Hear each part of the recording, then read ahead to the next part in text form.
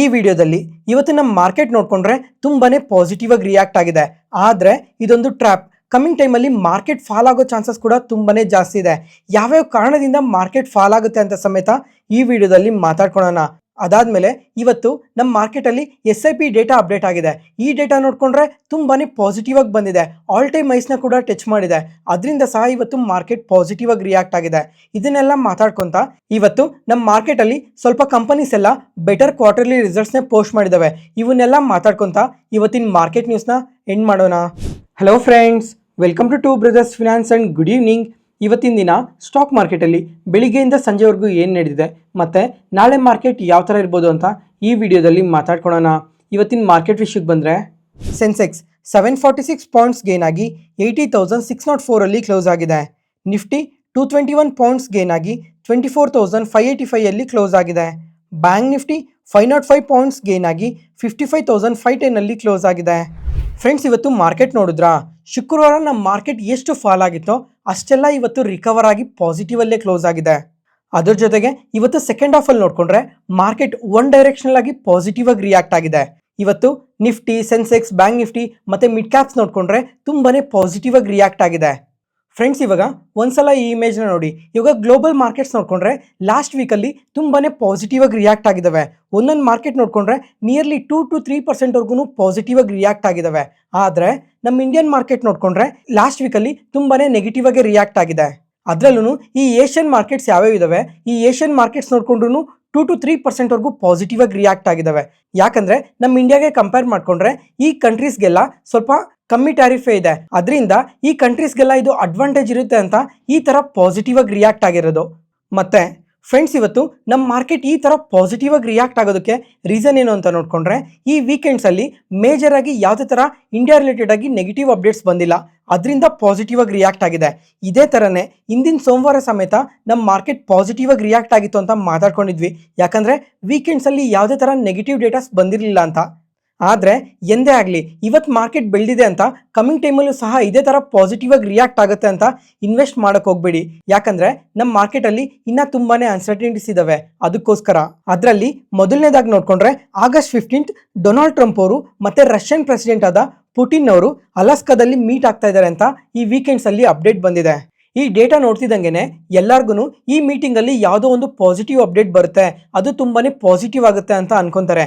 ಆದರೆ ಇದ್ರ ಬಗ್ಗೆ ಇನ್ನೂ ಸ್ವಲ್ಪ ಡೀಟೇಲ್ ಆಗಿ ಮಾತಾಡ್ಕೊಂಡ್ರೆ ಈ ಮೀಟಿಂಗಿಂದ ಏನು ಔಟ್ಪುಟ್ ಬರುತ್ತೆ ಅಂತ ಕ್ಲಿಯರ್ ಆಗಿ ಗೊತ್ತಾಗುತ್ತೆ. ಫ್ರೆಂಡ್ಸ್, ಇವಾಗ ತುಂಬಾನೇ ಹೇಳಿ ಕನ್ಫ್ಯೂಸ್ ಮಾಡಲ್ಲ, ಜಸ್ಟ್ 2 ಪಾಯಿಂಟ್ಸ್ನ ಹೈಲೈಟ್ ಮಾಡ್ತೀನಿ ನೋಡಿ. ಫಸ್ಟ್ ಆಫ್ ಆಲ್, ಇವಾಗ ಈ ಇಬ್ರು ಲೀಡರ್ಸ್ ಏನಕ್ಕೆ ಮೀಟ್ ಆಗ್ತಾ ಇದ್ದಾರೆ? ಒಂದು, ಇವಾಗ ರಷ್ಯಾ ಮತ್ತೆ ಯುಕ್ರೇನ್ ರಿಲೇಟೆಡ್ ಆಗಿ ಯುದ್ಧನ ಸ್ಟಾಪ್ ಮಾಡಿ ಒಂದು ಪೀಸ್ ಡೀಲ್ನ ಸೈನ್ ಮಾಡಬೇಕು. ಅದಕ್ಕೋಸ್ಕರ ಇವಾಗ ಇವ್ರು ಮೀಟ್ ಆಗ್ತಾ ಇದ್ದಾರೆ. ಇದಕ್ಕೂ ಮುಂಚೆ ನೋಡ್ಕೊಂಡ್ರೆ ತುಂಬಾ ಸಲನೆ ಫೋನ್ ಕಾನ್ವರ್ಸೇಷನ್ಸ್ ಎಲ್ಲ ನಡೆಸಿದ್ರು. ಆದ್ರೆ ಆ ಯುದ್ಧ ಮಾತ್ರ ಸ್ಟಾಪ್ ಆಗಲಿಲ್ಲ.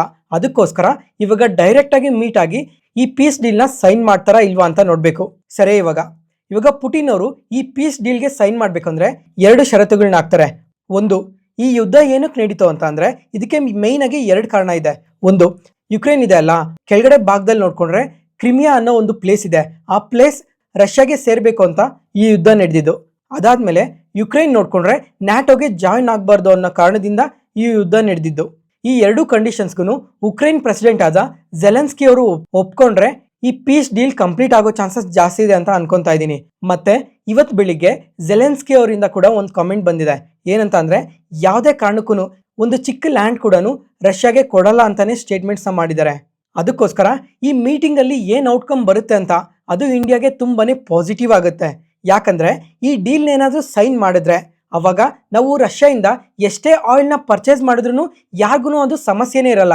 ಯಾಕಂದ್ರೆ ಈ ಪೀಸ್ ಡೀಲ್ ಕಂಪ್ಲೀಟ್ ಆಗಿದೆ ಅಲ್ಲ, ಅದಕ್ಕೋಸ್ಕರ ಡೊನಾಲ್ಡ್ ಟ್ರಂಪ್ ಅವ್ರಿಗೂ ಯಾವುದೇ ತರ ಇಶ್ಯೂ ಇರಲ್ಲ. ಒಂದ್ ವೇಳೆ ಆ ಪೀಸ್ ಡೀಲ್ ಏನಾದ್ರೂ ಸೈನ್ ಆದ್ರೆ ಕಮಿಂಗ್ ವೀಕಲ್ಲಿ ಈ ಟ್ಯಾರಿಫ್ನ ಪಾಸ್ ಮಾಡೋ ಚಾನ್ಸಸ್ ಜಾಸ್ತಿ ಇರುತ್ತೆ. ಅವಾಗ ನಮ್ಮ ಮಾರ್ಕೆಟ್ ಇವಾಗ ಏನು ಫಾಲ್ ಆಗಿದೆ ಅಂದರೆ ಅಡಿಷ್ನಲ್ ಆಗಿ 25% ಟ್ಯಾರಿಫ್ ಆಗ್ದಾಗಿಂದ ನಮ್ಮ ಮಾರ್ಕೆಟ್ ನೋಡ್ಕೊಂಡ್ರೆ ನಿಯರ್ಲಿ 400 ಇಂದ 500 ಪಾಯಿಂಟ್ಸ್ವರೆಗೂ ಫಾಲ್ ಆಗಿದೆ. ಅಷ್ಟೂ ರಿಕವರ್ ಆಗೋ ಚಾನ್ಸಸ್ ತುಂಬಾನೇ ಜಾಸ್ತಿ ಇದೆ. ಅದಕ್ಕೋಸ್ಕರ ಈ ಶುಕ್ರವಾರ ನಡೆಯೋ ಮೀಟಿಂಗ್ನ ಪ್ರತಿಯೊಬ್ಬರೂ ನೋಡ್ತಾನೆ ಇರಿ. ಅದಾದ್ಮೇಲೆ ಇವತ್ತು ನಮ್ಮ ಮಾರ್ಕೆಟ್ ನೋಡ್ಕೊಂಡ್ರೆ ಮಲ್ಟಿಪಲ್ ಪಾಸಿಟಿವ್ ಅಪ್ಡೇಟ್ಸ್ ಇಂದ ರಿಕವರ್ ಆಗಿದೆ. ಆದರೆ ಈ ಓವರ್ ನೈಟ್ ಅಲ್ಲಿ ಯಾವುದೇ ತರ ನೆಗೆಟಿವ್ ಸ್ಟೇಟ್ಮೆಂಟ್ಸ್ ಬಂದ್ರೂ ಮತ್ತೆ ನಮ್ಮ ಮಾರ್ಕೆಟ್ ಫಾಲ್ ಆಗೋ ಚಾನ್ಸಸ್ ತುಂಬಾನೇ ಜಾಸ್ತಿ ಇದೆ. ಅದಾದ್ಮೇಲೆ ನಾಳೆ ನೋಡ್ಕೊಂಡ್ರೆ ನಮ್ಮ ಮಾರ್ಕೆಟಲ್ಲಾಗಲಿ US ಮಾರ್ಕೆಟಲ್ಲಾಗಲಿ CPI ಇನ್ಫ್ಲೇಷನ್ ಡೇಟಾ ಎಲ್ಲ ಅಪ್ಡೇಟ್ ಆಗುತ್ತೆ. ಈ ಡೇಟಾಸ್ ಕೂಡ ನಮ್ಮ ಮಾರ್ಕೆಟ್ಗೆ ತುಂಬಾನೇ ಇಂಪಾರ್ಟೆಂಟ್ ಆಗಿರುತ್ತೆ. ಇವಾಗ ರೀಸೆಂಟಾಗಿ RBI ಗವರ್ನರ್ ಅವ್ರು ನೋಡ್ಕೊಂಡ್ರೆ ಇನ್ಫ್ಲೇಷನ್ ಎಸ್ಟಿಮೇಟ್ಸ್ನ ತುಂಬಾನೇ ಕಮ್ಮಿ ಮಾಡಿದ್ದಾರೆ. ಅದಕ್ಕಿಂತ ಒಳಗಡೆ ಇನ್ಫ್ಲೇಷನ್ ಬಂತು ಅಂದರೆ ಅದು ಪಾಸಿಟಿವೇ ಆಗುತ್ತೆ. ಒಂದು ವೇಳೆ ಇನ್ಫ್ಲೇಷನ್ ಏನಾದರೂ ತುಂಬ ಜಾಸ್ತಿ ಆದರೆ ಮತ್ತೆ ನಮ್ಮ ಮಾರ್ಕೆಟ್ಸ್ ನೆಗೆಟಿವ್ ಆಗಿ ರಿಯಾಕ್ಟ್ ಆಗೋ ಚಾನ್ಸಸ್ ಇರುತ್ತೆ ಅಂತ ನೆನ್ಪಿಟ್ಕೊಬೇಕು. ಫ್ರೆಂಡ್ಸ್, ಇವಾಗ ಮಾರ್ಕೆಟಲ್ಲಿ ಏನೇನು ನೆಗೆಟಿವ್ ಇದೆ ಅಂತ ಮಾತಾಡ್ಕೊಂಡಲ್ವಾ, ಇದು ಜಸ್ಟ್ ಬರೀ ಒನ್ ಡೈರೆಕ್ಷನ್ ಆಗಿ ಮಾತ್ರನೇ ಮಾತಾಡಿರೋದು. ಇದಕ್ಕೆ ಇನ್ನೊಂದು ಡೈರೆಕ್ಷನ್ ಕೂಡ ಇದೆ, ಅದ್ರ ಬಗ್ಗೆ ಕಮ್ಮಿಂಗ್ ಟೈಮಲ್ಲಿ ಮಾತಾಡ್ಕೊಳ್ಳೋಣ. ನೆಕ್ಸ್ಟ್, ಮಾರ್ಕೆಟ್ ಕ್ರಾಶ್ ಆಗೋ ಚಾನ್ಸಸ್ ತುಂಬಾನೇ ಜಾಸ್ತಿ ಇದೆ, ಇದ್ರ ಬಗ್ಗೆ ಕಮ್ಮಿಂಗ್ ಟೈಮಲ್ಲಿ ಮಾತಾಡ್ಕೊಳ್ಳೋಣ. ಅದಕ್ಕೋಸ್ಕರ ಆದಷ್ಟು ಸ್ವಲ್ಪ ಕ್ಯಾಶ್ನ ಹೋಲ್ಡ್ ಮಾಡಿ ಮಾರ್ಕೆಟ್ಗೆ ಇನ್ವೆಸ್ಟ್ ಮಾಡೋದಕ್ಕಂತಾನೆ. ಮತ್ತೆ ನಮ್ಮ ಮಾರ್ಕೆಟ್ ಪಾಸಿಟಿವ್ ಆಗಿ ರಿಯಾಕ್ಟ್ ಆಗೋದಕ್ಕೆ ಇನ್ನೊಂದು ರೀಸನ್ ಏನು ಅಂದರೆ SIP ಡೇಟಾ ತುಂಬಾನೇ ಪಾಸಿಟಿವ್ ಆಗಿ ಬಂದು ಆಲ್ ಟೈಮ್ ಹೈಸ್ನ ಟಚ್ ಮಾಡಿದೆ. ಈ ಜುಲೈ ಮಂತಲ್ಲಿ SIP ಮುಖಾಂತರನೇ 28,464 ಕೋಟಿ ನಮ್ಮ ಮಾರ್ಕೆಟ್ ಒಳಗಡೆ ಬಂದಿದೆ. ಅಂದರೆ ಮಂತ್ ಆನ್ ಮಂತ್ ಕಂಪ್ಯಾರಿಸನಲ್ಲಿ 4% ಇನ್ಕ್ರೀಸ್ ಆಗಿದೆ. ಫ್ರೆಂಡ್ಸ್, ಇದಂತೂ ನಮ್ಮ ಮಾರ್ಕೆಟ್ಗೆ ತುಂಬಾನೇ ಪಾಸಿಟಿವ್ ಆಗುತ್ತೆ. ಯಾಕಂದರೆ ಮಾರ್ಕೆಟ್ ಯಾವುದೇ ಥರ ಕಂಡೀಷನಲ್ಲಿ ಇದ್ರೂ ಮಾರ್ಕೆಟ್ ತುಂಬ ಪಾಸಿಟಿವ್ ಆಗಿ ರಿಯಾಕ್ಟ್ ಆಗ್ತಿದ್ರು, ಕಂಟಿನ್ಯೂಸ್ ಆಗಿ ಫಾಲ್ ಆಗ್ತಾ ಇದ್ರು ಇನ್ವೆಸ್ಟರ್ಸ್ ಏನಿದ್ದಾರೆ ಕಾನ್ಸ್ಟೆಂಟ್ ಆಗಿ SIP ಮುಖಾಂತರ ನಮ್ಮ ಮಾರ್ಕೆಟ್ ಒಳಗಡೆ ಇನ್ವೆಸ್ಟ್ ಮಾಡ್ತಾನೆ ಇದ್ದಾರೆ. ಇದಂತೂ ನಮ್ಮ ಮಾರ್ಕೆಟ್ನ ತುಂಬಾನೇ ಸಪೋರ್ಟ್ ಮಾಡ್ತಾನೆ ಇದೆ. ಮತ್ತೆ ಈ SIP ಮುಖಾಂತರ ಇನ್ವೆಸ್ಟ್ ಮಾಡೋರು ಸಹ ತುಂಬಾನೇ ಜಾಸ್ತಿ ಆಗ್ತಾ ಇದ್ದಾರೆ. ಇವಾಗ ಜೂನ್ ಮಂತಲ್ಲಿ ನೋಡ್ಕೊಂಡ್ರೆ 8,64,00,000 ಜನ SIP ಮುಖಾಂತರ ಇನ್ವೆಸ್ಟ್ ಮಾಡ್ತಾ ಇದ್ರೆ, ಅದೇ ಜುಲೈ ಮಂತ್ಗೆ 9,11,00,000 ಜನ ಇನ್ಕ್ರೀಸ್ ಆಗಿದೆ. ಈ ತರ ಪ್ರತಿ ಮಂತೂ SIP ಮುಖಾಂತರ ಇನ್ವೆಸ್ಟ್ ಮಾಡೋರು ಇನ್ಕ್ರೀಸ್ ಆಗ್ತಾ ಹೋಗ್ತಾ ಇದ್ರೆ ನಮ್ಮ ಮಾರ್ಕೆಟ್ ಒಳಗಡೆನು ದುಡ್ಡು ಬರೋದು ಅದೇ ತರನೇ ಇನ್ಕ್ರೀಸ್ ಆಗ್ತಾ ಇರುತ್ತೆ. ಮತ್ತೆ ಈಕ್ವಿಟಿ ಇನ್ಫ್ಲೋಸ್ ನೋಡ್ಕೊಂಡ್ರು ತುಂಬಾನೇ ಪಾಸಿಟಿವ್ ಆಗಿ ಗ್ರೋ ಆಗಿದೆ. ಇವಾಗ ಲಾಸ್ಟ್ ಮಾರ್ಕೆಟ್ ಕರೆಕ್ಟ್ ಆಯ್ತಲ್ಲ, ಆ ಟೈಮಿಂದ ಈಕ್ವಿಟಿ ಇನ್ಫ್ಲೋಸ್ ಪ್ರತಿ ಮಂತೂ ಕಮ್ಮಿ ಆಗ್ತಾನೆ ಬರ್ತಾ ಇತ್ತು. ಆದ್ರೆ ಈ ಜುಲೈ ಮಂತ್ ಅಲ್ಲಿ ನೋಡ್ಕೊಂಡ್ರೆ 42,702 ಕೋಟಿ ಇನ್ಫ್ಲೋಸ್ ಬಂದಿದೆ. ಅಂದ್ರೆ ಮಂತ್ ಆನ್ ಮಂತ್ ಕಂಪ್ಯಾರಿಸನ್ ಅಲ್ಲಿ 81% ಇನ್ಫ್ಲೋಸ್ ಬಂದಿದೆ. ಇದು ಕೂಡ ನಮ್ಮ ಮಾರ್ಕೆಟ್ಗೆ ತುಂಬಾನೇ ಪಾಸಿಟಿವ್ ಆಗುತ್ತೆ.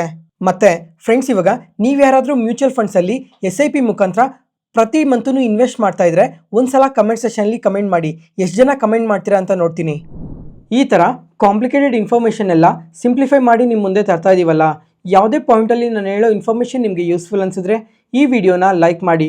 ಮತ್ತು ನಿಮ್ಮ ಫ್ರೆಂಡ್ಸಲ್ಲಿ ಯಾರಿಗಾದ್ರೂ ಸ್ಟಾಕ್ ಮಾರ್ಕೆಟಲ್ಲಿ ಇಂಟ್ರೆಸ್ಟ್ ಇರೋರಿಗೆ ಈ ವಿಡಿಯೋಸ್ನ ಶೇರ್ ಮಾಡಿ. Market key updates. ಫಸ್ಟ್ ಇವಾಗ PG ಎಲೆಕ್ಟ್ರೋಪ್ಲಾಸ್ಟ್ ಬಗ್ಗೆ ಮಾತಾಡ್ಕೊಳ್ಳೋಣ. ಈ ಕಂಪನಿ ಬಗ್ಗೆ ಶುಕ್ರವಾರ ಸಮೇತ ಮಾತಾಡ್ಕೊಂಡಿದ್ವಿ. ಅವತ್ತು ನೋಡ್ಕೊಂಡ್ರೆ ಇಂಟ್ರಾಡೇ ಸೆಷನಲ್ಲಿ 20% ನೆಗೆಟಿವ್ ಆಗಿ ರಿಯಾಕ್ಟ್ ಆಗಿತ್ತು. ಮತ್ತು ಇವತ್ತು ನೋಡ್ಕೊಂಡ್ರು ಸಹ 15% ನೆಗೆಟಿವ್ ಆಗಿ ರಿಯಾಕ್ಟ್ ಆಗಿದೆ. ಯಾಕಂದರೆ ಇದಕ್ಕೆ ಮೇನ್ ರೀಸನ್ ಬಂದು ಇವರು ಈ Q1 ಅಲ್ಲಿ ಕಂಪ್ಲೀಟ್ಲಿ ವೀಕ್ ರಿಸಲ್ಟ್ಸ್ನ ಪೋಸ್ಟ್ ಮಾಡಿದ್ದಾರೆ. ಅದ್ರ ಜೊತೆಗೆ ಮಾರ್ಜಿನ್ಸ್ ಕೂಡ ತುಂಬಾನೇ ಡ್ರಾಪ್ ಆಗಿದೆ. ಮತ್ತೆ ಮ್ಯಾನೇಜ್ಮೆಂಟ್ ಸಮೇತ ಕಂಪ್ಲೀಟ್ಲಿ ವೀಕ್ ಗೈಡೆನ್ಸ್ನ ಕೊಟ್ಟಿದ್ದಾರೆ. ಈ ಎರಡೇ ಕಾರಣದಿಂದನೇ ಈ ಕಂಪನಿ ಈ ಥರ ನೆಗೆಟಿವ್ ಆಗಿ ರಿಯಾಕ್ಟ್ ಆಗಿರೋದು. ಇವಾಗ ಗೈಡೆನ್ಸ್ ಬಗ್ಗೆ ಮಾತಾಡ್ಕೊಂಡ್ರೆ ಮುಂಚೆ ನೋಡ್ಕೊಂಡ್ರೆ 30% ರೆವಿನ್ಯೂಸ್ ಗ್ರೋ ಆಗುತ್ತೆ ಅಂತ ಫೋರ್ಕಾಸ್ಟ್ ಮಾಡಿದ್ರು. ಆದರೆ ಇವಾಗ ಏನು ಹೇಳ್ತಾ ಇದ್ದಾರೆ ಅಂತ ನೋಡ್ಕೊಂಡ್ರೆ 17 to 19% ಮಾತ್ರ ರೆವಿನ್ಯೂಸ್ ಗ್ರೋ ಆಗುತ್ತೆ ಅಂತ ಫೋರ್ಕಾಸ್ಟ್ ಮಾಡಿದ್ದಾರೆ. ಅಂದರೆ 11 to 12% ರೆವಿನ್ಯೂಸ್ ಅಲ್ಲಿ ಡ್ರಾಪ್ ಇರುತ್ತೆ ಅಂತ ಹೇಳಿದ್ದಾರೆ. ಅದಾದಮೇಲೆ ಪ್ರಾಫಿಟ್ ಗೈಡೆನ್ಸ್ ನೋಡ್ಕೊಂಡ್ರೆ ಮುಂಚೆ 39% ಪ್ರಾಫಿಟ್ಸ್ ಗ್ರೋ ಆಗುತ್ತೆ ಅಂತ ಹೇಳಿದ್ರು. ಆದರೆ ಇವಾಗ ನೋಡ್ಕೊಂಡ್ರೆ ಜಸ್ಟ್ 3 to 7% ವರೆಗೂ ಮಾತ್ರನೇ ಪ್ರಾಫಿಟ್ಸ್ ಗ್ರೋ ಆಗುತ್ತೆ ಅಂತ ಮೆನ್ಷನ್ ಮಾಡಿದ್ದಾರೆ. ಅಂದ್ರೆ ಫ್ರೆಂಡ್ಸ್, ಇವಾಗ ಯಾವುದೇ ಒಂದು ಕಂಪನಿ ಆಗಲಿ ತುಂಬಾನೇ ಚೆನ್ನಾಗಿ ಗ್ರೋ ಆಗ್ತೀವಿ ಕಮಿಂಗ್ ಟೈಮಲ್ಲಿ ಈ ತರ ಎಲ್ಲ ಸ್ಟೇಟ್ಮೆಂಟ್ಸ್ ಮಾಡ್ತಾ ಇದ್ದವರು ಕಮಿಂಗ್ ಟೈಮಲ್ಲಿ ಯಾವುದೇ ತರ ಗ್ರೋತ್ ಇರಲ್ಲ, ರೆವಿನ್ಯೂಸ್ ಡ್ರಾಪ್ ಆಗುತ್ತೆ ಮತ್ತೆ ಪ್ರಾಫಿಟ್ಸ್ ಡ್ರಾಪ್ ಆಗುತ್ತೆ ಅಂತ ಹೇಳ್ತಾ ಇದ್ದಾರೆ. ಅಂದ್ರೆ ಆ ಕಂಪನೀಸ್ ಅಲ್ಲಿ ಯಾವುದೇ ತರ ಗ್ರೋತ್ ಇರಲ್ಲ ಅಂತ ಇನ್ವೆಸ್ಟರ್ಸ್ ಎಲ್ಲ ಕಂಪ್ಲೀಟ್ ಆಗಿ ಸೆಲ್ ಮಾಡ್ತಾ ಇರಬೇಕು. ಅದರಿಂದನೇ ಶೇರ್ ಪ್ರೈಸ್ ಈ ತರ ಕರೆಕ್ಟ್ ಆಗ್ತಾ ಇರೋದು. ಮತ್ತೆ ಇವತ್ತು ನುವಾಮಾ ಅವ್ರು ನೋಡ್ಕೊಂಡ್ರೆ 12 ಮಂತ್ ಟಾರ್ಗೆಟ್ ಪ್ರೈಸ್ನ 35% ಕಟ್ ಮಾಡಿದ್ದಾರೆ. ಇವಾಗ ಮುಂಚೆ ನೋಡ್ಕೊಂಡ್ರೆ 1100 ರೂಪೀಸ್ ಟಾರ್ಗೆಟ್ ಪ್ರೈಸ್ನ ಕೊಟ್ಟಿದ್ರು. ಆದರೆ ಇವತ್ತು ನೋಡ್ಕೊಂಡ್ರೆ 710 ರೂಪೀಸ್ಗೆ ಅದನ್ನು ಡೌನ್ ಮಾಡಿದ್ದಾರೆ. ಅಂದರೆ 35% ಟಾರ್ಗೆಟ್ ಪ್ರೈಸ್ನ ಕಟ್ ಮಾಡಿದ್ದಾರೆ. ಇದಕ್ಕೆ ಮೇನ್ ರೀಸನ್ ಇವ್ರೇನು ಹೇಳ್ತಾ ಇದ್ದಾರೆ ಅಂತ ನೋಡ್ಕೊಂಡ್ರೆ ಇವಾಗ ಈ ಕ್ವಾರ್ಟರಲ್ಲಿ ನೋಡ್ಕೊಂಡ್ರೆ ಮಾರ್ಜಿನ್ಸ್ ತುಂಬಾನೇ ಫಾಲ್ ಆಗಿದೆ. ಅದ್ರ ಜೊತೆಗೆ ಇವಾಗ ಅರ್ಲಿ ಮಾನ್ಸೂನ್ಸ್ ಇಂದ ಮತ್ತೆ ಇಂಡಿಯಾದಲ್ಲಿ ಮಾನ್ಸೂನ್ಸ್ ಎಲ್ಲ ಶುರು ಆಗಿದೆಲ್ಲ, ಅದರಿಂದ ಡಿಮ್ಯಾಂಡ್ ನೋಡ್ಕೊಂಡ್ರೆ ತುಂಬಾನೇ ಕಮ್ಮಿ ಇದೆ. ಜೊತೆಗೆ ಇವ್ರ ಹತ್ರ ಹೈಯರ್ ಇನ್ವೆಂಟ್ರಿ ಇದೆ ಅಂತ ಮೆನ್ಷನ್ ಮಾಡಿದ್ದಾರೆ. ಇವಾಗ ಪ್ರೆಸೆಂಟ್ ಈ ಕಂಪನಿ ಹತ್ರ ನೋಡ್ಕೊಂಡ್ರೆ 1350 ಕೋಟಿ ರಾ ಮೆಟೀರಿಯಲ್ ಇನ್ವೆಂಟ್ರಿ ಇದೆ ಅಂತ ಮೆನ್ಷನ್ ಮಾಡಿದ್ದಾರೆ. ಫ್ರೆಂಡ್ಸ್, ಇವಾಗ ಸಿಂಪಲ್ ಆಗಿ ಹೇಳ್ಬೇಕಂದ್ರೆ ಇವಾಗ ಇಂದಿನ ಶುಕ್ರವಾರ ನೋಡ್ಕೊಂಡ್ರೆ ಈ ಕಂಪನಿ ಬಿಸ್ನೆಸ್ ಬಗ್ಗೆ ಸಮೇತ ಮಾತಾಡಿದ್ವಿ. ಇವರು ಯಾವ ಸೆಗ್ಮೆಂಟ್ ಅಲ್ಲಿ ವರ್ಕ್ ಮಾಡ್ತಾ ಇದ್ದಾರೆ ಅಂತ. ಇವಾಗ ಈ ವಾಷಿಂಗ್ ಮಿಷಿನ್ ನ ಮ್ಯಾನುಫ್ಯಾಕ್ಚರ್ ಮಾಡಿ ಸಪ್ಲೈ ಮಾಡ್ತಾರಲ್ಲ, ಇದರಿಂದ ನೋಡ್ಕೊಂಡ್ರೆ ಇವ್ರಿಗೆ 36% ರೆವಿನ್ಯೂಸ್ ಬರುತ್ತೆ. ಅದಾದ್ಮೇಲೆ ಈ ರೂಮ್ ಏರ್ ಕಂಡೀಷನರ್ ಸೆಗ್ಮೆಂಟ್ ಅಲ್ಲಿ ನೋಡ್ಕೊಂಡ್ರೆ 15% ರೆವಿನ್ಯೂಸ್ ಬರುತ್ತೆ. ಇವಾಗ ನಮ್ಮ ಇಂಡಿಯಾದಲ್ಲಿ ನೋಡ್ಕೊಂಡ್ರೆ ಮಳೆಗಾಲ ಶುರು ಆಗಿದೆ ಅಲ್ಲ, ಅದರಿಂದ AC ನ ಬೈ ಮಾಡೋರು ತುಂಬಾನೇ ಕಮ್ಮಿ ಆಗಿದ್ದಾರೆ. ಮತ್ತೆ AC ಗೆ ಯಾವಾಗ ಡಿಮ್ಯಾಂಡ್ ಬರುತ್ತೆ ಅಂತ ನೋಡ್ಕೊಂಡ್ರೆ ಸಮ್ಮರ್ ಶುರು ಆಗುತ್ತಲ್ಲ, ಮಾರ್ಚ್ ಏಪ್ರಿಲ್ ಆ ಟೈಮಲ್ಲಿ ಮತ್ತೆ ಡಿಮ್ಯಾಂಡ್ ಇನ್ಕ್ರೀಸ್ ಆಗುತ್ತೆ. ಅಲ್ಲಿವರೆಗೂ ಈ ಏರ್ ಕಂಡೀಷನರ್ ಸೆಗ್ಮೆಂಟಲ್ಲಿ ತುಂಬಾನೇ ಕಮ್ಮಿ ರೆವಿನ್ಯೂಸ್ ಬರುತ್ತೆ. ಬರೀ ಈ ಕಂಪನಿಗೆ ಮಾತ್ರನೇ ಅಲ್ಲ, ಈ ರೂಮ್ ಏರ್ ಕಂಡೀಷನರ್ ಸೆಗ್ಮೆಂಟಲ್ಲಿ ಯಾರ್ಯಾರು ವರ್ಕ್ ಮಾಡ್ತಾ ಇದ್ದಾರೋ ಅವ್ರಿಗೆಲ್ಲ ರೆವಿನ್ಯೂಸ್ ಅನ್ನೋದು ಕಂಪ್ಲೀಟ್ಲಿ ಡ್ರಾಪ್ ಆಗೇ ಆಗುತ್ತೆ. ಪ್ರತಿ ವರ್ಷದಲ್ಲೂ ರೆವಿನ್ಯೂಸ್ ಅನ್ನೋದು ಡ್ರಾಪ್ ಆಗೇ ಆಗುತ್ತೆ. ಅದಕ್ಕೋಸ್ಕರನೇ ಇವಾಗ ನುವಮ್ ಅವರು ವೀಕ್ ಡಿಮ್ಯಾಂಡ್ ಇದೆ ಅಂತ ಮೆನ್ಷನ್ ಮಾಡಿರೋದು. ಅದರ ಜೊತೆಗೆ ಇವತ್ತು ನೋಡ್ಕೊಂಡ್ರೆ ಈ ಕಂಪನಿಯಲ್ಲಿ 15% ಡಿಸ್ಕೌಂಟ್ ಅಲ್ಲಿ ಬ್ಲಾಕ್ ಡೀಲ್ ಕೂಡ ನಡೆದಿದೆ. ಓವರ್ ಆಲ್ ಈ ಎಲ್ಲಾ ರೀಸನ್ಸ್ ಇಂದಾನೆ ಈ ಕಂಪನಿ ಈ ತರ ಕರೆಕ್ಟ್ ಆಗ್ತಾ ಇರೋದು. ಫ್ರೆಂಡ್ಸ್, ಇವಾಗ ನುವಮ್ ಅವ್ರು ಹೇಳಿರೋ ಪ್ರಕಾರ ಈ ಟೈಮಲ್ಲಿ ಅಂದ್ರೆ ಇವಾಗ ಈ ಕಂಪನಿ ನೋಡ್ಕೊಂಡ್ರೆ 35% ಗಿನ್ನ ಜಾಸ್ತಿನೇ ಫಾಲ್ ಆಗಿದೆ ಅಲ್ಲ. ಈ ಟೈಮಲ್ಲಿ ಯಾರಾದರೂ ಇನ್ವೆಸ್ಟ್ ಮಾಡೋದಕ್ಕೆ ಯೋಚನೆ ಮಾಡ್ತಾ ಇದ್ರೆ ಒಂದ್ಸಲ ಯೋಚನೆ ಮಾಡಿ. ಯಾಕಂದ್ರೆ ಕಮಿಂಗ್ ಕ್ವಾರ್ಟರ್ಸ್ ಅಲ್ಲೂ ಇದೇ ತರನೇ ಸ್ವಲ್ಪ ವೀಕ್ ರಿಸಲ್ಟ್ಸ್ ಪೋಸ್ಟ್ ಮಾಡೋ ಚಾನ್ಸಸ್ ತುಂಬಾನೇ ಜಾಸ್ತಿ ಇರುತ್ತೆ. ಅದಕ್ಕೋಸ್ಕರ ಅದ್ರ ಜೊತೆಗೆ ಇವಾಗ ಟ್ಯಾರಿಫ್ ಅನ್ಸರ್ಟಿನಿಟೀಸ್ ಕೂಡ ಇದೆ ಅಲ್ಲ ನಮ್ಮ ಮಾರ್ಕೆಟ್ ಅಲ್ಲಿ. ಅದಕ್ಕೋಸ್ಕರ ಈ EMS ಸೆಗ್ಮೆಂಟ್ ಅಲ್ಲಿ ಯಾರ್ಯಾರು ವರ್ಕ್ ಮಾಡ್ತಾ ಇದ್ದಾರೆ ಆ ಕಂಪನೀಸ್ಗೆಲ್ಲ ಸ್ವಲ್ಪ ನೆಗೆಟಿವ್ ಇದ್ದೇ ಇರುತ್ತೆ. ಆದ್ರೆ ಫ್ರೆಂಡ್ಸ್, ಇವಾಗ EMS ಕಂಪನೀಸ್ ಏನಿದಾವೆ, EMS ಕಂಪನೀಸ್ಗೆಲ್ಲ ನಮ್ಮ ಇಂಡಿಯಾದಲ್ಲಿ ತುಂಬಾನೇ ಹೈ ಗ್ರೋತ್ ಇರುತ್ತೆ. ಎಕ್ಸಾಂಪಲ್ ಇವಾಗ ಈ PG ಎಲೆಕ್ಟ್ರೋಪ್ಲಾಸ್ಟ್ ಆಗಲಿ, Dixon technologies, Kaynes technologies, Amber enterprises, Syrma SGS technologies, ಈ ತರ ಕಂಪನೀಸ್ ಏನಿದಾವೆ ಈ ಕಂಪನೀಸ್ಗೆಲ್ಲ ತುಂಬಾನೇ ಹೈ ಗ್ರೋತ್ ಇರುತ್ತೆ. ಯಾಕಂದ್ರೆ ನಮ್ಮ ಇಂಡಿಯಾ ಬಂದು ಒಂದು ಕನ್ಸಂಪ್ಷನ್ ಡ್ರಿವನ್ ಎಕಾನಮಿ ಅಲ್ಲ, ಅದಕ್ಕೋಸ್ಕರ. ಮತ್ತೆ ಇವಾಗ ಈ ಕಂಪನಿ ಏನಿದೆ ಇವಾಗ 35% ಫಾಲ್ ಆಗಿದೆ ಅಲ್ಲ, ನೆಕ್ಸ್ಟ್ 2 or 3 ಕ್ವಾರ್ಟರ್ಸ್ ಅಲ್ಲಿ ಡಿಮ್ಯಾಂಡ್ ಏನಾದರೂ ಇಂಪ್ರೂವ್ ಆದ್ರೆ ಮತ್ತೆ ತುಂಬಾ ಪಾಸಿಟಿವ್ ಆಗಿ ಗ್ರೋ ಆಗೋ ಚಾನ್ಸಸ್ ಜಾಸ್ತಿನೇ ಇರುತ್ತೆ. ಅದಕ್ಕೋಸ್ಕರ ಟೈಮ್ ಟು ಟೈಮ್ ನೋಡ್ಕೊಂಡು ಅಕ್ಯುಮುಲೇಟ್ ಮಾಡಿದ್ರೆ ಲಾಂಗ್ ಟರ್ಮ್ ಅಲ್ಲಿ ಒಳ್ಳೆ ಗ್ರೋತ್ ನ ಎಕ್ಸ್ಪೆಕ್ಟ್ ಮಾಡಬಹುದು. ನೋಡೋಣ ಕಮಿಂಗ್ ಕ್ವಾರ್ಟರ್ಸ್ ಅಲ್ಲಿ ಇವರು ಯಾವ ತರ ರಿಸಲ್ಟ್ಸ್ ನ ಪೋಸ್ಟ್ ಮಾಡ್ತಾರೆ ಮತ್ತೆ ಮ್ಯಾನೇಜ್ಮೆಂಟ್ ಯಾವ ತರ ಗೈಡೆನ್ಸ್ ನ ಕೊಡ್ತಾರೆ ಅಂತ. ನೆಕ್ಸ್ಟ್ ಅದಾದ್ಮೇಲೆ ವೋಲ್ಟಾಸ್ ಅವರು ಸಮೇತ Q1 ರಿಸಲ್ಟ್ಸ್ ನ ಪೋಸ್ಟ್ ಮಾಡಿದ್ದಾರೆ. ಈ ಕಂಪನಿ ಅಂದ್ರೆ ಇವತ್ತು ನಮ್ಮ ಮಾರ್ಕೆಟ್ ಓಪನಿಂಗ್ ಟೈಮ್ ಅಲ್ಲಿ ನೋಡ್ಕೊಂಡ್ರೆ ನಿಯರ್ಲಿ 8% ನೆಗೆಟಿವ್ ಆಗಿ ಓಪನ್ ಆಗಿದೆ. ಇವ್ರು ನೋಡ್ಕೊಂಡ್ರೆ ಕಂಪ್ಲೀಟ್ಲಿ ವೀಕ್ ರಿಸಲ್ಟ್ಸ್ ನ ಪೋಸ್ಟ್ ಮಾಡಿದ್ದಾರೆ. ಅದರಿಂದನೇ ಇವಾಗ ಇಯರ್ ಆನ್ ಇಯರ್ ಅಲ್ಲಿ ರೆವಿನ್ಯೂಸ್ ನೋಡ್ಕೊಂಡ್ರೆ 20% ಫಾಲ್ ಆಗಿದೆ. ಮತ್ತೆ ಪ್ರಾಫಿಟ್ಸ್ ನೋಡ್ಕೊಂಡ್ರು 58% ಫಾಲ್ ಆಗಿದೆ. ಅದ್ರ ಜೊತೆಗೆ ಕ್ವಾರ್ಟರ್ ಆನ್ ಕ್ವಾರ್ಟರ್ ಅಲ್ಲಿ ರೆವಿನ್ಯೂಸ್ ಮತ್ತೆ ಪ್ರಾಫಿಟ್ಸ್ ಎರಡೂ ಡ್ರಾಪ್ ಆಗಿದೆ. ಮತ್ತೆ ಈ ಕಂಪನಿನೂ ಅಷ್ಟೇ ಇಯರ್ ಆನ್ ಇಯರ್ ಅಲ್ಲಿ ಮತ್ತೆ ಕ್ವಾರ್ಟರ್ ಆನ್ ಕ್ವಾರ್ಟರ್ ಅಲ್ಲಿ ಮಾರ್ಜಿನ್ಸ್ ಕೂಡ ಡ್ರಾಪ್ ಆಗಿದೆ. ಮತ್ತೆ ಯಾಕೆ ಈ ಕಂಪನಿ ಈ ತರ ವೀಕ್ ರಿಸಲ್ಟ್ಸ್ ನ ಪೋಸ್ಟ್ ಮಾಡಿದ್ರೆ ಅಂದ್ರೆ ಇವ್ರದ್ದು ಸೇಮ್ ರೀಸನ್ ಏನೇ, ವೀಕ್ ಡಿಮ್ಯಾಂಡ್ ಇಂದ ಈ ತರ ರೆವಿನ್ಯೂಸ್ ಆಗಲಿ ಪ್ರಾಫಿಟ್ಸ್ ಆಗಲಿ ಡ್ರಾಪ್ ಆಗಿರೋದು. ಅದರಿಂದ ಬ್ರೋಕರೇಜಸ್ ನೋಡ್ಕೊಂಡ್ರೆ CLSE ಅವರು ಈ ಕಂಪನಿನ ಡೌನ್ಗ್ರೇಡ್ ಮಾಡಿ ಹೋಲ್ಡ್ ರೇಟಿಂಗ್ ಕೊಟ್ಟಿದ್ದಾರೆ. ಮತ್ತೆ ಟಾರ್ಗೆಟ್ ಪ್ರೈಸ್ ನ ಸಮೇತ ಕಟ್ ಮಾಡಿದ್ದಾರೆ. ಅದಾದ್ಮೇಲೆ ನೂಮ್ರಾ ಅವ್ರು ನೋಡ್ಕೊಂಡ್ರೆ ಇವರು ಅಷ್ಟೇ ನ್ಯೂಟ್ರಲ್ ರೇಟಿಂಗ್ ನ ಕೊಟ್ಟು ರೆವೆನ್ಯೂ ಪ್ರೊಜೆಕ್ಷನ್ ನ 5% ಕಟ್ ಮಾಡಿದ್ದಾರೆ. ನೋಡೋಣ ಕಮಿಂಗ್ ಕ್ವಾರ್ಟರ್ಸ್ ಇವ್ರು ಯಾವ ತರ ಗ್ರೋ ಆಗ್ತಾರೆ ಅಂತ. ನೆಕ್ಸ್ಟ್ ಅದಾದ್ಮೇಲೆ ಫ್ರೆಂಡ್ಸ್, ಇವತ್ತು ಈ ಡಿಫೆನ್ಸ್ ಕಂಪನೀಸ್ ನೋಡಿದ್ರಾ ತುಂಬಾನೇ ಪಾಸಿಟಿವ್ ಆಗಿ ರಿಯಾಕ್ಟ್ ಆಗಿದಾವೆ. ಈ ಡಿಫೆನ್ಸ್ ಇಂಡೆಕ್ಸ್ ಆದ್ರೇನೆ ಇವತ್ತು ಎಬೌವ್ 2% ಪಾಸಿಟಿವ್ ಆಗಿ ರಿಯಾಕ್ಟ್ ಆಗಿದೆ. ಯಾಕಂದ್ರೆ ಈ ವೀಕೆಂಡ್ ಅಲ್ಲಿ ಡಿಫೆನ್ಸ್ ಮಿನಿಸ್ಟರ್ ಆದ ರಾಜನಾಥ್ ಸಿಂಗ್ ಅವರು ಈ ಡಿಫೆನ್ಸ್ ರಿಲೇಟೆಡ್ ಆಗಿ ತುಂಬಾನೇ ಪಾಸಿಟಿವ್ ಸ್ಟೇಟ್ಮೆಂಟ್ಸ್ ಮಾಡಿದ್ದಾರೆ. ಏನಂದ್ರೆ ಈ ಡಿಫೆನ್ಸ್ ಪ್ರೊಡಕ್ಷನ್ ನೋಡ್ಕೊಂಡ್ರೆ ಆಲ್ ಟೈಮ್ ಹೈಸ್ ನ ಟಚ್ ಮಾಡಿದೆ ಅಂತ ಮೆನ್ಷನ್ ಮಾಡಿದ್ದಾರೆ. ಈ ಫಿನಾನ್ಷಿಯಲ್ ಇಯರ್ 2024-25 ಅಲ್ಲೇನೆ 150,000 ಕೋಟಿ ಡಿಫೆನ್ಸ್ ಪ್ರೊಡಕ್ಷನ್ ನಡೆದಿದೆ ಇಂಡಿಯಾದಲ್ಲಿ ಅಂತ ಮೆನ್ಷನ್ ಮಾಡಿದ್ದಾರೆ. ಅಂದ್ರೆ ಇಯರ್ ಆನ್ ಇಯರ್ ಅಲ್ಲಿ 18% ಇನ್ಕ್ರೀಸ್ ಆಗಿದೆ ಅಂತ ಮೆನ್ಷನ್ ಮಾಡಿರೋದು. ಯಾಕಂದ್ರೆ ಫ್ರೆಂಡ್ಸ್, ಈ ರೀಸೆಂಟ್ ಟೈಮ್ ಅಲ್ಲಿ ನಮ್ಮ ಇಂಡಿಯಾದಲ್ಲಿ ನೋಡ್ಕೊಂಡ್ರೆ ಈ ಡಿಫೆನ್ಸ್ ಎಕ್ವಿಪ್ಮೆಂಟ್ಸ್ ಮ್ಯಾನುಫ್ಯಾಕ್ಚರ್ ರಿಲೇಟೆಡ್ ಆಗಿ ತುಂಬಾನೇ ಕೆಲಸ ನಡೀತಾ ಇದೆ. ಅಂದ್ರೆ ನಮ್ಮ ಇಂಡಿಯನ್ ಗೌರ್ಮೆಂಟ್ ಕೂಡ ಪ್ರತಿಯೊಂದು ಎಕ್ವಿಪ್ಮೆಂಟ್ನು ಇಂಡಿಯಾದಲ್ಲೇನೆ ಮ್ಯಾನುಫ್ಯಾಕ್ಚರ್ ಮಾಡೋದಕ್ಕೋಸ್ಕರ ತುಂಬಾನೇ ಪ್ರಯತ್ನ ಪಡ್ತಾ ಇದ್ದಾರೆ. ಅದ್ರ ಜೊತೆಗೆ ಲಾಸ್ಟ್ 3-4 ಇಯರ್ಸ್ ಇಂದ ನೋಡ್ಕೊಂಡ್ರೆ ಡಿಫೆನ್ಸ್ ಎಕ್ಸ್ಪೋರ್ಟ್ ಕೂಡ ತುಂಬಾನೇ ಇನ್ಕ್ರೀಸ್ ಆಗ್ತಾ ಇದೆ. ಇವಾಗ ಫಿನಾನ್ಷಿಯಲ್ ಇಯರ್ 2019-20 ನೋಡ್ಕೊಂಡ್ರೆ ಡಿಫೆನ್ಸ್ ಪ್ರೊಡಕ್ಷನ್ ನಮ್ಮ ಇಂಡಿಯಾದಲ್ಲಿ 90% ಇನ್ಕ್ರೀಸ್ ಆಗಿದೆ ಅಂತಾನೆ ಮೆನ್ಷನ್ ಮಾಡಿದ್ದಾರೆ. ಮತ್ತೆ ಇವಾಗ ಎಕ್ಸ್ಪೋರ್ಟ್ ಮಾಡ್ತಾ ಇದೀವಿ ಅಂತ ಕೂಡ ಮೆನ್ಷನ್ ಮಾಡಿದೆ ಅಲ್ಲ. ಇವಾಗ ಫಿನಾನ್ಷಿಯಲ್ ಇಯರ್ 2025 ಅಲ್ಲಿ 23,623 ಕೋಟಿ ಡಿಫೆನ್ಸ್ ಎಕ್ವಿಪ್ಮೆಂಟ್ಸ್ ನ ನಾವು ಎಕ್ಸ್ಪೋರ್ಟ್ ಮಾಡಿದೀವಿ ಇಂಡಿಯಾದಿಂದ ಅಂತ ಕೂಡ ಮೆನ್ಷನ್ ಮಾಡಿದ್ದಾರೆ. ಅಂದ್ರೆ ಪ್ರೀವಿಯಸ್ ಇಯರ್ಗೆ ಕಂಪೇರ್ ಮಾಡ್ಕೊಂಡ್ರೆ 12% ಇನ್ಕ್ರೀಸ್ ಆಗಿರೋದು. ಅದರಿಂದನೇ ಈ ಡಿಫೆನ್ಸ್ ಕಂಪನೀಸ್ ಎಲ್ಲ ಈ ತರ ಪಾಸಿಟಿವ್ ಆಗಿ ರಿಯಾಕ್ಟ್ ಆಗ್ತಾ ಇರೋದು. ಮತ್ತೆ ಫ್ರೆಂಡ್ಸ್, ಇವಾಗ ಈ ಆಪರೇಷನ್ ಸಿಂಧೂರ್ ಆದ್ಮೇಲೆ ನೋಡ್ಕೊಂಡ್ರೆ ನಮ್ಮ ಪ್ರೈಮ್ ಮಿನಿಸ್ಟರ್ ಆದ ನರೇಂದ್ರ ಮೋದಿ ಅವರು ನೋಡ್ಕೊಂಡ್ರೆ make in India defence equipments production ನ ಇನ್ನ ತುಂಬಾನೇ ಇನ್ಕ್ರೀಸ್ ಮಾಡಬೇಕು ಅಂತ ಎಲ್ಲ ಕೂಡ ಸ್ಟೇಟ್ಮೆಂಟ್ಸ್ ಮಾಡಿದ್ರು. ಅದರಿಂದ ಕಮಿಂಗ್ ಟೈಮ್ ಅಲ್ಲೂ ಸಮೇತ ಅಂದ್ರೆ ನೆಕ್ಸ್ಟ್ 4-5 ಇಯರ್ಸ್ ಅಲ್ಲೂ ಈ ಡಿಫೆನ್ಸ್ ರಿಲೇಟೆಡ್ ಆಗಿ ಇನ್ನ ಪಾಸಿಟಿವ್ ಆಗಿ ಗ್ರೋ ಆಗೋ ಚಾನ್ಸಸ್ ತುಂಬಾನೇ ಜಾಸ್ತಿ ಇದೆ. ಮತ್ತೆ ಫ್ರೆಂಡ್ಸ್, ಈ ಲಾಂಗ್ ಟರ್ಮ್ ಅಲ್ಲಿ ಡಿಫೆನ್ಸ್ ಕಂಪನೀಸ್ ಬಗ್ಗೆ ಮಾತಾಡ್ಕೊಂಡ್ರೆ ನೆಕ್ಸ್ಟ್ 4-5 ಇಯರ್ಸ್ ಅಲ್ಲಿ ನೋಡ್ಕೊಂಡ್ರು ನಮ್ಮ ಡಿಫೆನ್ಸ್ ಕಂಪನೀಸ್ಗೆ ತುಂಬಾನೇ ಪಾಸಿಟಿವ್ ಆಗುತ್ತೆ. ಯಾಕಂದ್ರೆ ಇವಾಗ ಇಂಡಿಯಾದಲ್ಲಿ ನೋಡ್ಕೊಂಡ್ರೆ ಪ್ರೊಡಕ್ಷನ್ ಎಲ್ಲ ಇನ್ಕ್ರೀಸ್ ಮಾಡೋದಕ್ಕೆ ನೋಡ್ತಾ ಇದ್ದಾರೆ. ಅದ್ರ ಜೊತೆಗೆ ಎಕ್ಸ್ಪೋರ್ಟ್ ರಿಲೇಟೆಡ್ ಆಗೂ ತುಂಬಾನೇ ಪಾಸಿಟಿವ್ ಆಗಿ ಗ್ರೋ ಆಗ್ತಾ ಇದೆ. ಇವಾಗ ಲಾಸ್ಟ್ 6 to 8 ಮಂತ್ಸ್ ಅಲ್ಲಿ ನೋಡ್ಕೊಂಡ್ರೆ ಯುರೋಪಿಯನ್ ಕಂಟ್ರೀಸ್ ಇಂದಾನೆ ತುಂಬಾನೇ ಡಿಫೆನ್ಸ್ ಆರ್ಡರ್ಸ್ ಎಲ್ಲ ಬಂದಿದ್ವು. ಅದ್ರ ಜೊತೆಗೆ ಇವಾಗ ರಷ್ಯಾ ಜೊತೆ ನೋಡ್ಕೊಂಡ್ರು ತುಂಬಾನೇ ಒಳ್ಳೆ ಸಂಬಂಧ ಇದೆ. ಇವಾಗ ನಮ್ಗೇನಾದ್ರೂ ಬೇಕು ಅಂದ್ರೆ ಈ ಡಿಫೆನ್ಸ್ ಎಕ್ವಿಪ್ಮೆಂಟ್ಸ್ ರಿಲೇಟೆಡ್ ಆಗಿ ರಷ್ಯಾದಿಂದ ಬೈ ಮಾಡ್ತೀವಿ. ಅದೇ ತರ ರಷ್ಯಾಗೆ ಏನಾದ್ರೂ ಎಕ್ವಿಪ್ಮೆಂಟ್ಸ್ ಬೇಕು ಅಂದ್ರೆ ಇಂಡಿಯಾಯಿಂದನೇ ಎಕ್ಸ್ಪೋರ್ಟ್ ಮಾಡ್ತಾರೆ. ಅದಕ್ಕೋಸ್ಕರ ಕಮಿಂಗ್ ಟೈಮಲ್ಲೂ ಈ ಡಿಫೆನ್ಸ್ ಕಂಪನೀಸ್ ಎಲ್ಲ ಇನ್ನ ತುಂಬಾನೇ ಪಾಸಿಟಿವ್ ಆಗಿ ಗ್ರೋ ಆಗೋ ಚಾನ್ಸಸ್ ಜಾಸ್ತಿನೇ ಇದೆ. ನೆಕ್ಸ್ಟ್ ಅದಾದ್ಮೇಲೆ ಇವತ್ತು BEML ಕಂಪನಿ ನೋಡ್ಕೊಂಡ್ರೆ ನಮ್ಮ ಮಾರ್ಕೆಟ್ ಓಪನಿಂಗ್ ಟೈಮಲ್ಲಿ ನಿಯರ್ಲಿ 5% ವರೆಗೂ ಪಾಸಿಟಿವ್ ಆಗಿ ರಿಯಾಕ್ಟ್ ಆಗಿದೆ. ಯಾಕಂದ್ರೆ ಇವ್ರಿಗೆ ಫಸ್ಟ್ ಟೈಮ್ ಬೇರೆ ದೇಶದಿಂದ ಒಂದು ಕಾಂಟ್ರಾಕ್ಟ್ ಬಂದಿದೆ, ಅದನ್ನು ಮಲೇಷ್ಯಾದಿಂದ ಈ ಕಾಂಟ್ರಾಕ್ಟ್ ಬಂದಿರೋದು. ಏನಕ್ಕೋಸ್ಕರ ಅಂತ ನೋಡ್ಕೊಂಡ್ರೆ ರೈಲ್ವೆ ಮತ್ತೆ ಮೆಟ್ರೋ ಸೆಗ್ಮೆಂಟ್ ರಿಲೇಟೆಡ್ ಆಗಿ ಈ ಆರ್ಡರ್ ಬಂದಿರೋದು. ಈ ಆರ್ಡರ್ ಟೋಟಲ್ ವ್ಯಾಲ್ಯೂ ನೋಡ್ಕೊಂಡ್ರೆ $1 ಮಿಲಿಯನ್ ಅಂತ ಎಕ್ಸ್ಚೇಂಜ್ ಫೈಲಿಂಗ್ ಅಲ್ಲಿ ಅಪ್ಡೇಟ್ ಮಾಡಿದ್ದಾರೆ. ಈ ಕಾಂಟ್ರಾಕ್ಟ್ ಬಂದಿರೋ ಕಾರಣದಿಂದನೇ ಇವತ್ತು ಬೆಳಿಗ್ಗೆ ಅಷ್ಟು ಪಾಸಿಟಿವ್ ಆಗಿ ರಿಯಾಕ್ಟ್ ಆಗಿದ್ದು. ಮತ್ತೆ ಒಂದು ಟೈಮಲ್ಲಿ ನೋಡ್ಕೊಂಡ್ರೆ ಸಡನ್ ಆಗಿ ಕಂಪ್ಲೀಟ್ ಆಗಿ ಫಾಲ್ ಆಗೋಗಿದೆ. ಅದಕ್ಕೆ ರೀಸನ್ ಏನು ಅಂತ ನೋಡ್ಕೊಂಡ್ರೆ ಇವರು ಆ ಟೈಮಲ್ಲಿ Q1 ರಿಸಲ್ಟ್ಸ್ ನ ಕೂಡ ಪೋಸ್ಟ್ ಮಾಡಿದ್ದಾರೆ. ರಿಸಲ್ಟ್ಸ್ ನೋಡ್ಕೊಂಡ್ರೆ ಇಯರ್ ಆನ್ ಇಯರ್ ಅಲ್ಲಿ ರೆವಿನ್ಯೂಸ್ ಅಲ್ಲಿ ಮೇಜರ್ ಚೇಂಜ್ ಏನೂ ಇಲ್ಲ. ಆದ್ರೆ ಲಾಸಸ್ ಅಲ್ಲಿ ನೋಡ್ಕೊಂಡ್ರೆ ಲಾಸ್ಟ್ ಇಯರ್ ಸೇಮ್ ಕ್ವಾರ್ಟರ್ ಅಲ್ಲಿ 70 crores ಲಾಸಸ್ ನ ಪೋಸ್ಟ್ ಮಾಡಿದ್ರು. ಅದೇ ಈ ಕ್ವಾರ್ಟರ್ ನೋಡ್ಕೊಂಡ್ರೆ 64 crores ಬಂದಿದೆ. ಅಂದ್ರೆ ಲಾಸಸ್ ಸ್ವಲ್ಪ ಕಮ್ಮಿ ಆಗಿರೋ ಕಾರಣದಿಂದ ಮತ್ತೆ ಶೇರ್ ಪ್ರೈಸ್ ರಿಕವರ್ ಆಗಿ ಪಾಸಿಟಿವ್ ಅಲ್ಲೇ ಕ್ಲೋಸ್ ಆಗಿದೆ. ನೆಕ್ಸ್ಟ್ ಅದಾದ್ಮೇಲೆ ಇವತ್ತು ಈ ಆಯಿಲ್ ಮಾರ್ಕೆಟಿಂಗ್ ಕಂಪನೀಸ್ ನೋಡಿದ್ರ ತುಂಬಾನೇ ಪಾಸಿಟಿವ್ ಆಗಿ ರಿಯಾಕ್ಟ್ ಆಗಿದ್ದಾವೆ. ಯಾವ್ಯಾವ ಕಂಪನೀಸ್ ಅಂದ್ರೆ Bharat petroleum, Hindustan petroleum, Indian oil, ಈ 3 ಕಂಪನೀಸ್ ಸ್ವಲ್ಪ ಪಾಸಿಟಿವ್ ಆಗಿ ರಿಯಾಕ್ಟ್ ಆಗಿದ್ದಾವೆ. ಯಾಕಂದ್ರೆ ನಮ್ಮ ಗೌರ್ಮೆಂಟ್ ಈ ಕಂಪನೀಸ್ಗೆಲ್ಲ LPG ಸಬ್ಸಿಡಿ ಅಂತ 30,000 ಕೋಟಿ ಅಪ್ರೂವ್ ಮಾಡಿದೆ. ಅದರಿಂದ ಏನಕ್ಕೋಸ್ಕರ ಅಂತ ನೋಡ್ಕೊಂಡ್ರೆ ಇವಾಗ ರೀಸೆಂಟ್ ಆಗಿ ನಮ್ಮ ಗೌರ್ಮೆಂಟ್ ನೋಡ್ಕೊಂಡ್ರೆ LPG ಗ್ಯಾಸಸ್ ಮೇಲೆ 300 ರೂಪೀಸ್ ಸಬ್ಸಿಡಿನ ಕೊಟ್ಟರು ಜನಗಳಿಗೆ, ಇದು ತುಂಬಾನೇ ಉಪಯೋಗ ಆಗಲಿ ಅಂತ. ಅದರಿಂದ ಈ ಆಯಿಲ್ ಮಾರ್ಕೆಟಿಂಗ್ ಕಂಪನೀಸ್ ನೋಡ್ಕೊಂಡ್ರೆ ಇದು ತುಂಬಾನೇ ಲಾಸ್ ಆಗುತ್ತೆ, ಅವ್ರ ಪ್ರಾಫಿಟ್ ಮೇಲೂ ಕೂಡ ತುಂಬಾನೇ ಇಂಪ್ಯಾಕ್ಟ್ ಆಗುತ್ತೆ.